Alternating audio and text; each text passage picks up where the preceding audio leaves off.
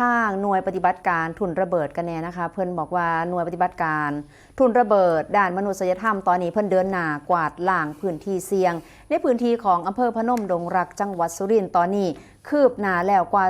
43% พร้อมก็มีการตรวจพบเรื่องของวัตถุระเบิดตอนนี้ร่วมอยู่62รายการค่ะโดยทางกองบัญชาการกองทัพไทยโดยศูนย์ปฏิบัติการทุนระเบิดแห่งชาติหน่วยปฏิบัติการทุนระเบิดด้านมนุษยธรรมที่ 3เพิ่นบอกว่าเมื่อวันที่19 พฤศจิกายน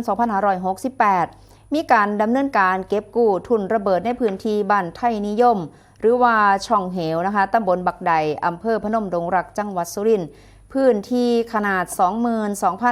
22,634 ตารางเมตรโดยผลการตรวจสอบทางเทคนิคก็พบพื้นที่ปลอดภัยแล้ว720 ตารางเมตรและการในการกวาดล้างล่าสุดสามารถที่จะเคลียร์พื้นที่ให้ปลอดภัยเพิ่มอีก15 ตารางเมตรรวมเป็น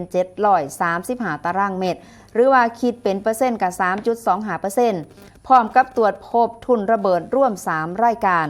ปัจจุบันมีการประสานกำลังจากทางกองร้อยร่อ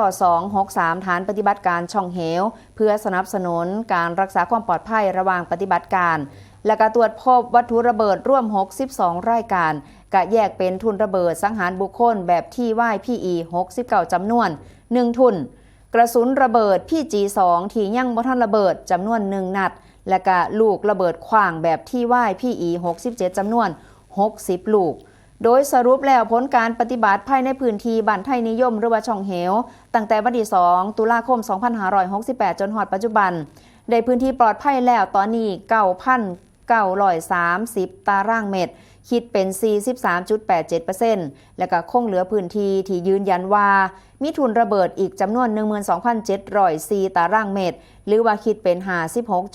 56.13% สำหรับภารกิจดังกล่าวกะสะท้อนให้เห็นถึงความมุ่งมั่นของกองบัญชาการกองทัพไทยและก็ศูนย์ปฏิบัติการทุนระเบิดแห่งชาติในการที่จะขจัดภัยคุกคามจากทุนระเบิดเพื่อคืนความปลอดภัยและก็ความมั่นคงให้แก่ประชาชนในพื้นที่ชายแดนไทยกัมพูชาค่ะ